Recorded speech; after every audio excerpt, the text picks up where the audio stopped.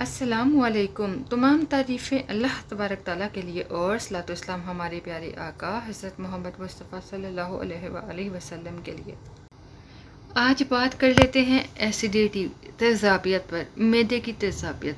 वो लोग जिन्हें खाना खाने के बाद ही तेज़ाबियत हो जाती है, उनके लिए बेहद फ़ायदेमंद रेमेडी है, बहुत सस्ती भी है। इसके लिए आपको चाहिए होगी मुलेठी। पहली चीज़ है मुलेठी। दूसरी चीज़ आपको चाहिए होगी हल्दी, मुलेठी और हल्दी। तीसरी चीज़ आपको चाहिए सौंफ। ये हो गई तीन चीज़ें। तीनों चीज़ों को ले लें हम वज़न, मिकदार बराबर होनी चाहिए। चौथी चीज़ आप इसमें मिला लें मिश्री। अगर शुगर के पेशेंट नहीं हैं तो मिश्री मिला लें। मिश्री भी इतनी मिकदार में मिलाएं जितनी मिकदार में बाकी चीज़ें हैं। सब चीज़ों को पीसकर बनाओ पाउडर बनाकर रख लो। बेहद फ़ायदेमंद है। किसी किस्म की भी तेज़ाबियत हो, मैदे का कोई भी ज़ख़म हो, अल्सर हो, सब के लिए बेहद फ़ायदेमंद है।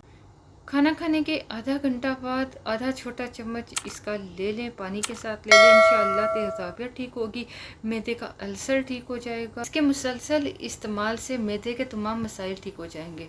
हाँ, अगर आप लोग इतना खर्चा नहीं करना चाहते, अगर आपको ये महंगी लगती है, तो सिर्फ और सिर्फ एक चीज़ ले लें और वो है गोंद कतीरा। रात को 1 कप पानी में थोड़ा सा गोंद कतीरा भिगो कर रखें, सुबह इसको ग्राइंड कर लें, इसका शरबत बना लें। इसका शरबत बनाकर सुबह निहार मुँह पी लें। इंशाअल्लाह इससे भी आपके मैदे के तमाम मसाइल ठीक हो जाएंगे। बहुत सस्ता नुस्खा है, ज़रूर आजमाएं, इंशाअल्लाह फ़ायदा होगा। लास्ट में एक छोटी सी रिक्वेस्ट, वीडियो पसंद आए तो लाइक ज़रूर कर दिया कीजिए।